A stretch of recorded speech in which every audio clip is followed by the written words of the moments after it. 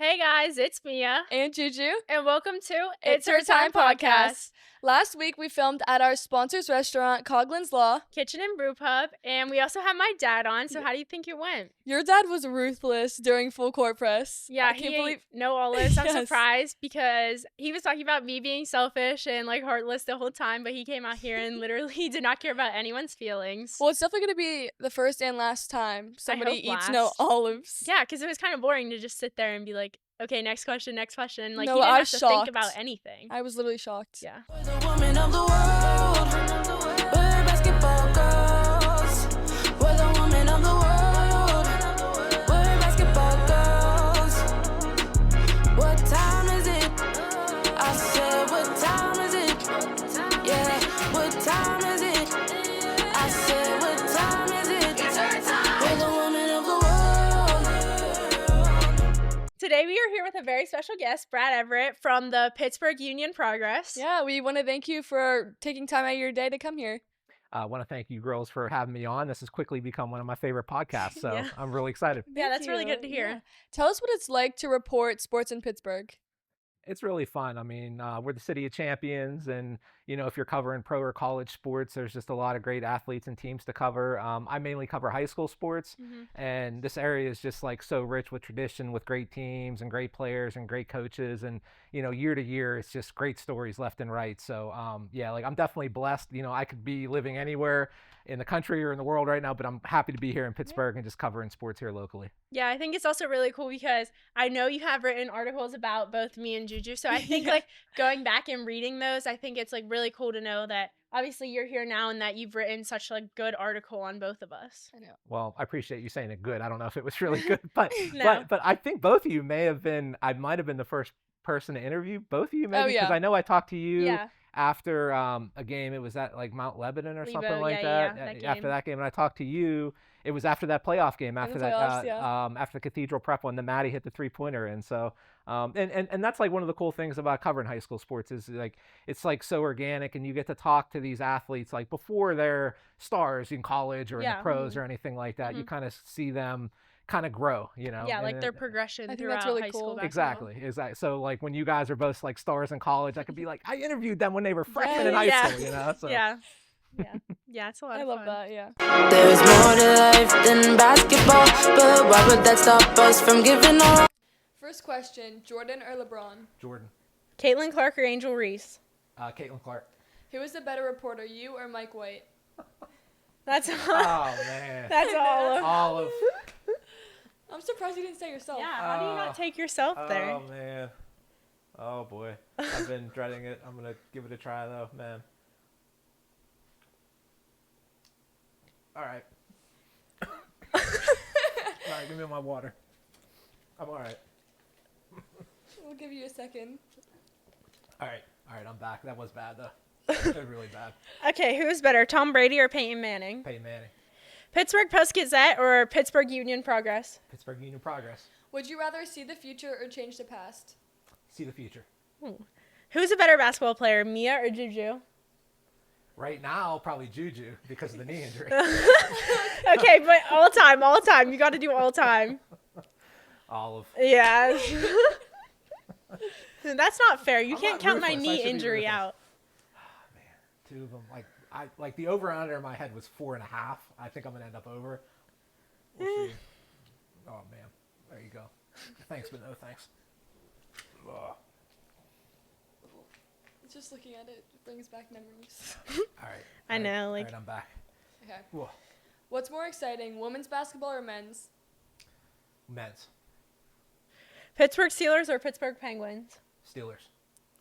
Would you have a job you love and not make money from, or have a job and be rich? Have a job that don't make money from because I'm on strike. I'm not getting paid right now. So. Who's a better football player, Scoop Smith or Matt Sieg? Oh man, That's an I olive. honestly, yeah, like I'm like not even trying to avoid it, but I don't know. That's a really tough call. That's a whew. Western PA football, I mean. Oh man, why do you have to do this to me? Oh. All right, that's 3. Okay. And then winter or summer? Summer. Okay. Okay, that is That's your last it. question. So Walked away you with made only it through. eating 3, yeah. You only ate 3 olives. Only. That's pretty impressive, actually. Oh, what's the record so far? How many? 6 or 7, My Who is- mom was probably 7. maybe, or my mom. It was definitely one of our moms. Do they like olives or? is it No. No. No, actually, Haley, she did not like olives, so you saw we had to do lemons or she Yeah. likes olives because she She's the only one that's been on that likes olives. likes olives. Right? Yes, The only so one, we yeah. had to give her some lemons because she did not like lemons. But Yeah. yeah. How would you rate your experience? On the show or eating No, the olives? eating the Eating the olives. Oh, like -5. Yeah, it was bad. It was bad. Yeah, I just It was bad. yeah those bring back honestly not as bad as I thought it was going to be. Maybe I'll say it was a 2 or 3. Yeah. Yeah, well, that's all we have. So NIL has been becoming a really big thing in college athletics, and even now it's coming down to the high school level. So what are your guys' thoughts about it?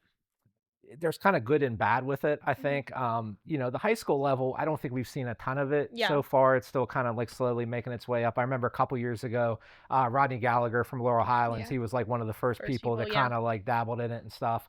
And but like from the college level of it, it's definitely good and bad. I think there's 2 parts of it. Like when some people think about NIL, they think about, okay, like athletes getting endorsements and Yeah. like getting their Mhm. face out there and getting money that way. But so much of it, it's the other end of it. It's kind of more like a pay for play type thing where, I know I wouldn't want to be a college coach right now because college coaches now have to deal with the NIL stuff. They have to deal with the transfer portal. Yeah. And I think it's really some athletes are motivated, more concerned about getting that money rather than like continuing to work at their craft and stuff like that. So, I mean, I think there needs to be some sort of regulations on it, especially Yeah. at the college level where, some college football programs like have like a $20 million budget per year. Yeah. And then there's others that might only be like $1 million or something like that. So Yeah. it's just really changed everything. And yeah, they probably just need to do something to regulate it a little bit more. Yeah. I think it's a good thing for athletes, especially smaller town athletes, because like getting your name out there, like obviously it's name, image, likeness. So I think some people really don't care about the money. Like where I stand, I wouldn't care about the money. It's about getting my name Yeah. out there. What can I do to promote myself and become a better athlete? Because I think that really does motivate some people to play. Like when you have that big following or a big fan basis, like it motivates you to play better or just work out harder. I agree. I think NILs are a really big thing with high school and just getting the money. I'm not to sound like selfish, Yeah. but say you're not as wealthy as others, being good at your sport is a good way to get those NILs and climb higher in a way and Yeah. get more wealthy, especially coming from like a poor like neighborhood maybe, and just getting that money is a good thing while you're also being really good at your sport and just getting the best of both worlds almost. Yeah, it's like crazy now because you see like NIL, like Flage or Angel Reese or someone like Yeah. one of those big LSU schools to have a big name for themselves now. They got like Mercedes-Benz or something and they're just Yeah. like giving away cars, which is kind of crazy. But like not only are they promoting themselves now, but they're also promoting Mercedes. So it's like it's a double-edged sword. Like Mercedes is also getting a kickback on what they're doing. Like Pitt Athletics, they just had a problem with NIL because they're not used to it. They're really far behind in the NIL game. Yep. So I think like regulating that, and that's why I feel like some of their athletics might be falling behind or not as good as where they should be for the players that they have. So I think there's some girls that they manage their NIL themselves, which they're really improving, but there's not that whole program where like there's those couple people that manage everyone's NILs, and it's the more successful people that you see are they're managing their own NILs for those Pitt Athletics. So I think that's like regulating it is something that we really do have to work on just to get to that next step, especially being here in Pittsburgh, hometown. You never want to see that happen because like I said, LSU and all these other big cities and schools are so far ahead, and it's like we're kind of just dragging right now. Right, yeah, like it kind of becomes almost like a pro sports model where some teams are like the New York Yankees and they have all this money, and Yeah. then like a school like Pitt, maybe like the Pirates, like Yeah. they just don't have a ton of money, and Uh-huh. and so like they need to do something to balance it, and I think they need to do something to maybe take a little less off the college coaches. I know some schools are hiring like general managers basically Yeah. to like coordinate all the NIL stuff Mhm. because I think some coaches have even come out and said like that's the first thing that an athlete like says like like what kind of money am I getting? Yeah. And like coaches don't want to hear that. Like they want to hear they're here for the right reasons. Like they want to work and they want to get better and they want their Yeah. education. Mhm. So I think we'll see some changes in it hopefully soon. Yeah. The NCAA just removed the ban of being able to smoke marijuana. What are your thoughts about that? I think that's kind of crazy because, like, just inhaling all that, or however, smoking it, whatever, it's like putting a lot of damage on your body. But I also think that it's saving some of these athletes like tails, because all of them are doing it anyway. So it's kind of just like, now they're just kind of giving up on it, and they're just saying, instead of having everyone get in trouble for doing it, obviously every party you go to, I'm sure everyone's smoking at it in college, or if not, you're around it. So like when you're drug tested, you're still inhaling it from like, it's like secondhand smoking, so you're still gonna get caught.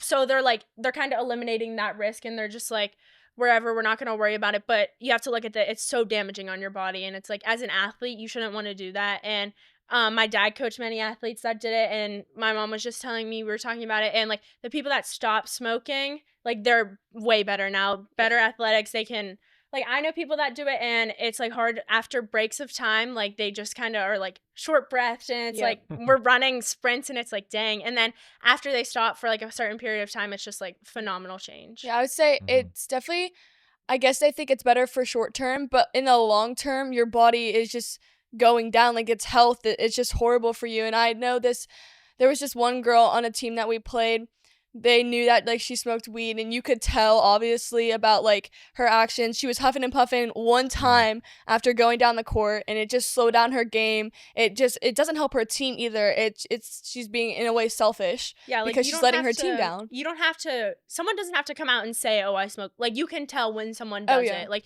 there's always that like the vibe they give and off, the look. kinda. And it's just like, you don't always know, but there's a lot of circumstances where you're like, okay.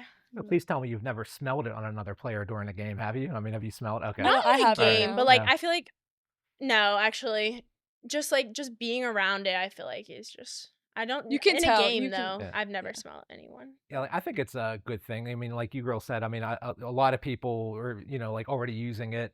And it's not like something, like cocaine or heroin or something like that. The harder drugs, it's become so much more common, in recent years, especially with so many states legalizing it and everything. And I think it's a good thing that the NCAA is doing it. It's still, each person's personal choice on whether or not they want to use it. But, it definitely, I think, saves a lot of headaches for schools. But I think if you are a high level athlete, I mean, it's probably not something that you want to be doing, because, just like you said, I mean, just with the breathing and everything like that, you want to be at peak performance, and that's something that might hold you back from that. But I'm glad the NCAA did it. Yeah, I think it's also kind of saving the NCAA a little bit. Like, not only saving the players, but like you said, not putting the NCAA through the headaches of, all right, you did this, that, you have to sit out, whatever, do whatever, like, you can't play for this team. I think it's kind of saving them, too, because it's not as bad as a look on them as they're putting, like, it is a bad look. And if you could look at it two different ways. It's a bad look because they did just, like, say, okay, everyone can smoke marijuana and we're okay with it now. But it's also, the other side of it is, like, now they're not getting as many people in trouble for smoking it and doing it, like bringing all that clout towards them because they're doing all this, when really a lot of people, a lot of high athletes do it, which is kind of crazy. We were talking about the NIL. I wonder if there's any, and I highly doubt this, but if there's any college athletes out there or anything like that that have an NIL deal with like a dispensary or with like a marijuana company or something like that. Because I mean, if they're allowed to smoke it, then then you I honestly you might be able to. Wouldn't put that. That's actually really, like, I wouldn't put that past someone now, because like any way really to make money. And if it's something that you really do enjoy doing, like, I guess why wouldn't you have an NIL with it? And getting money, I'm sure you wouldn't like publicly broadcast it, I guess, unless and like sweep it under the rug. Unless it becomes like really more common, then I'm sure people would probably start broadcasting it. But I don't think that would be maybe the smartest decision. I know, but I mean, if they're allowing it, why wouldn't you? I guess. I mean, it would bring a lot of attention to that person. I mean, probably some negatives and probably some positive with it, but I mean, they'd be hooked up with the NIL stuff, so I'm sure they'd be happy. So. Yeah, they'd be getting whatever they need. There's a lot of controversy in today's world, especially now. So do you face any controversy? Like, obviously you write for a lot of Pittsburgh athletics and Pittsburgh sports. So do you face any controversy with your job? I try to stay away from that type of stuff, but I mean, there have been occasions in the past where there have been situations that have come up that have, led to some maybe like uncomfortable like moments. I remember one, I did a story years back. There was a girls basketball player from Aquinas Academy, and she was having a big year and everything like that. She transferred from North Catholic, and her parents and her, you could definitely tell that there was like some bad blood between the North Catholic folks and everything like that.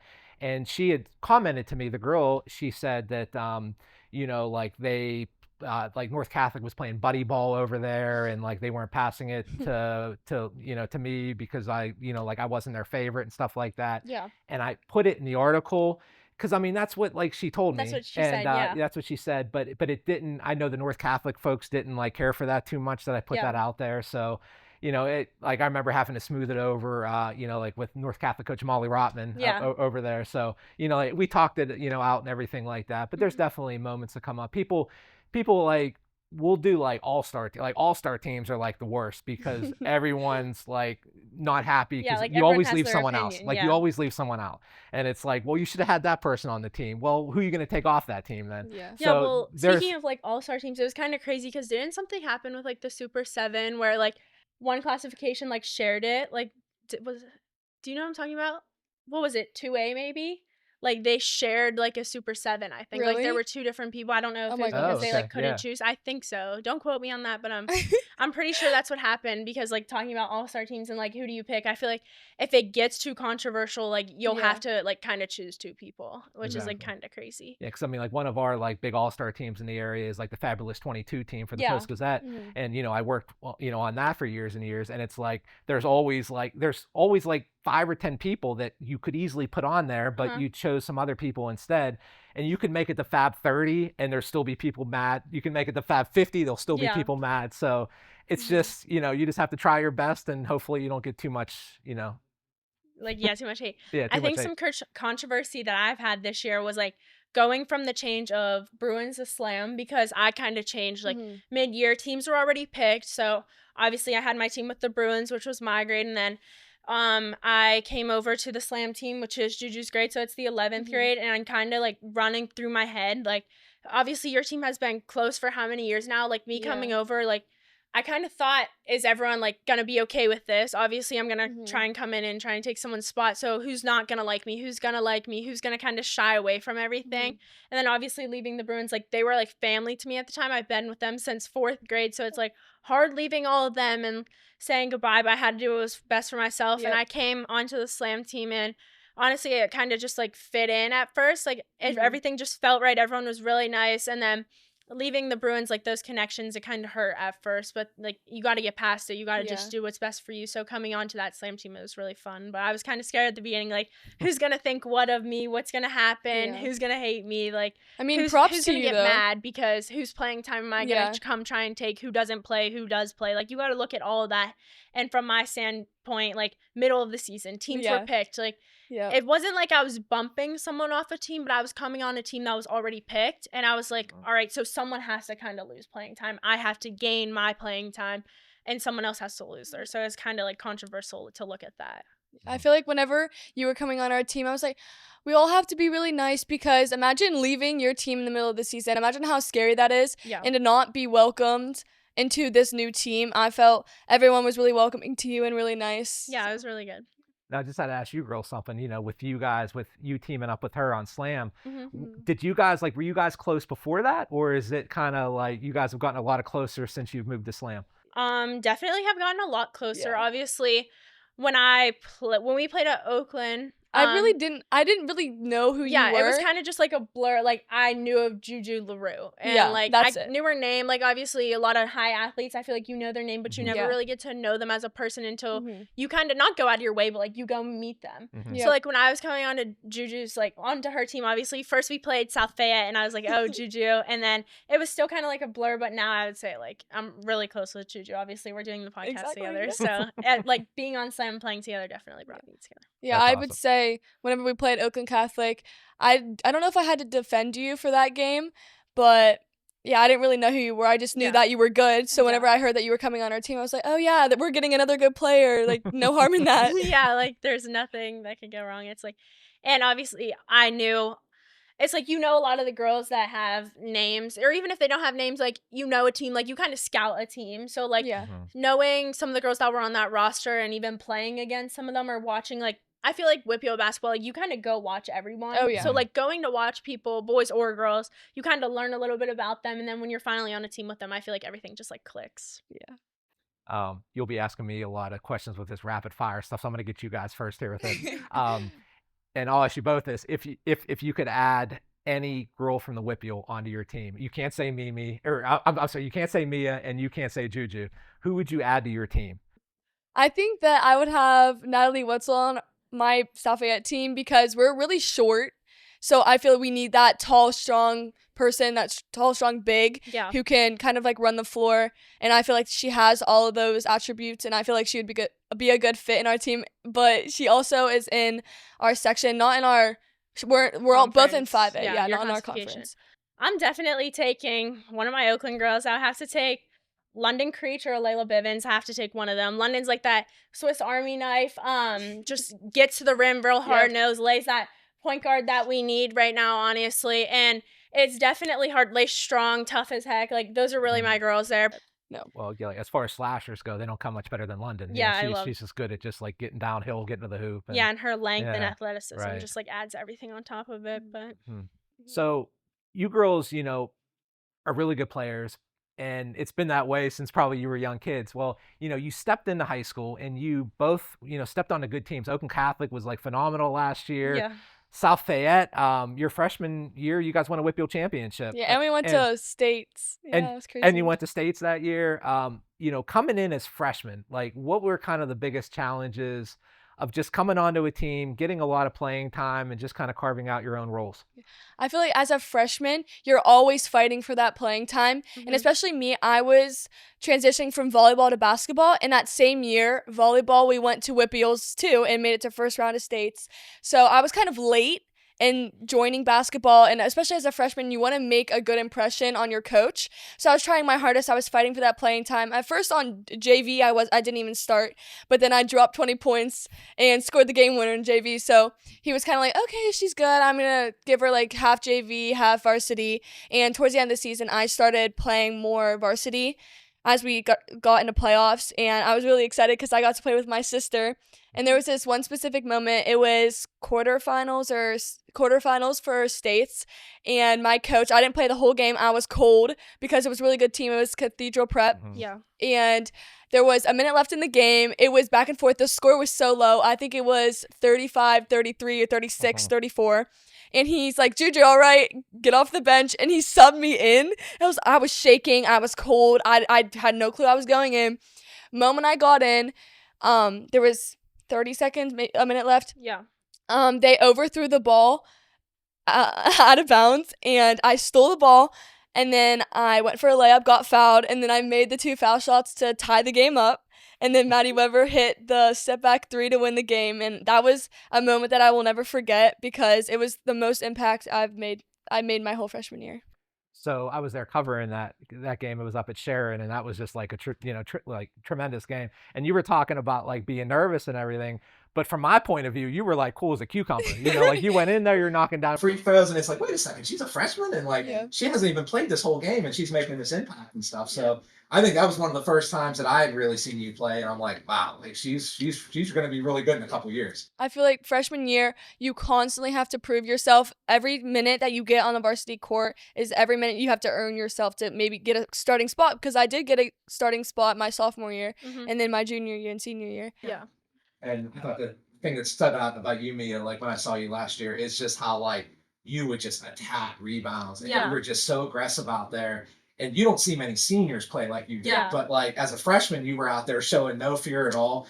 And considering who your parents are and how tough they are, like not a surprise at all, But I mean, like, it was just really impressive to see that. Just that you didn't back down from anybody. You were defending like really good players from other teams. And you definitely, if people didn't have a roster in front of them, they would have thought you were a senior, but you're only a freshman. It's like kind of crazy because my jump from honestly my 8th grade year and my 8th grade summer to my starting my freshman year was like the most work I put in. That's when I really think that I really wanted to play basketball, like take this to the next level, because in middle school I never really, not that I didn't stand out, but I wasn't like trying to be that star player. I kind of fit in, just was a hobby almost. But then that 8th grade year, I really started working. I probably would say I was in the gym 5 times a week. I'm not going to have that freshman mentality where like a lot of freshmen have that mentality where they're just kind of sitting back, very lackadaisical, gonna just let everything kind of come to them. Like I wanted to attack everything and go, go, go. I wanted to be one of the starters on the floor. Like that's everyone's dream to start as a freshman. So to say that I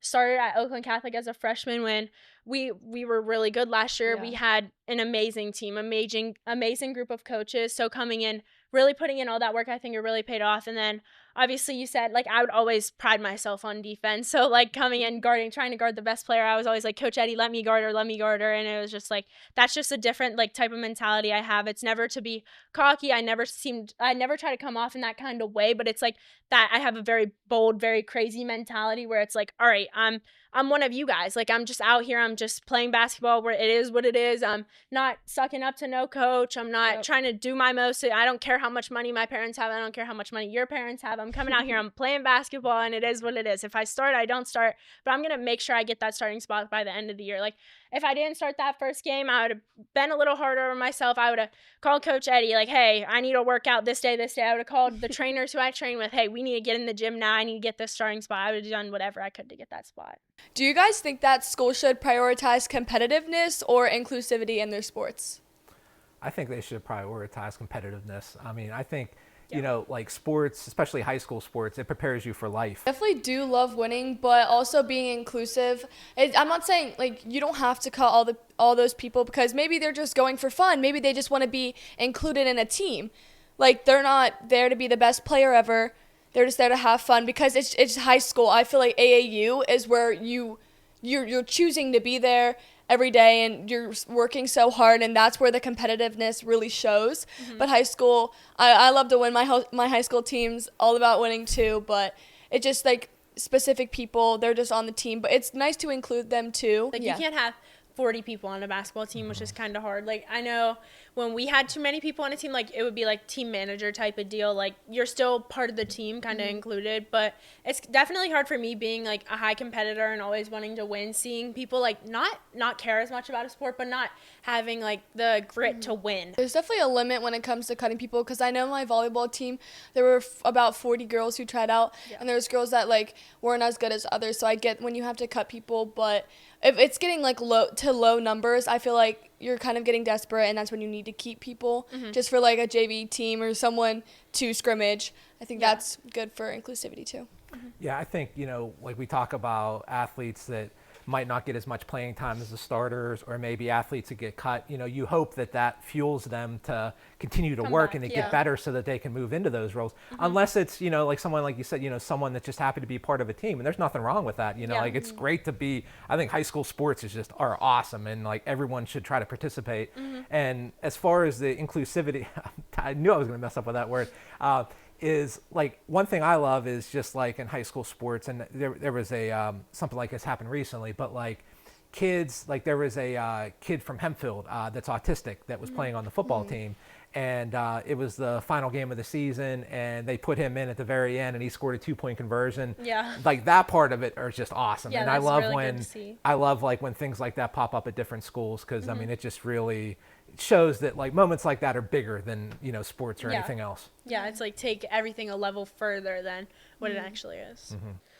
Juju, so I've been doing the advice lately, and I just like have really something to complain about. So I'm just gonna do your rant today, and you can do my advice. Okay, so Mia's rant for today is I just hate when people just lie and like try and play in my face and just think that I'm not going to find out about it, because I always find out about everything. So if you lie to me about something, it's better just come straight forward and just tell me about it, because I'll be more forgiving than me holding a grudge because you didn't tell me. And when I found out you lie and I'm going to find out the truth, like I'm just going to hold a grudge, not forever, but I'm going to hold a grudge for a little bit. So just tell me, be straight up with me. I love when people are straight up with me. I love honesty. I'm always very honest with everyone. So just be straight up with me. Don't lie to me, and we'll be all good. That's Mia's rant for today. Now it's time for Juju's advice of the day. Something that I want you guys to know is that it's okay to stand out. Coming from my perspective, I was always the tallest girl in every grade. I'm still the tallest girl to this day, and I always used to be embarrassed of it.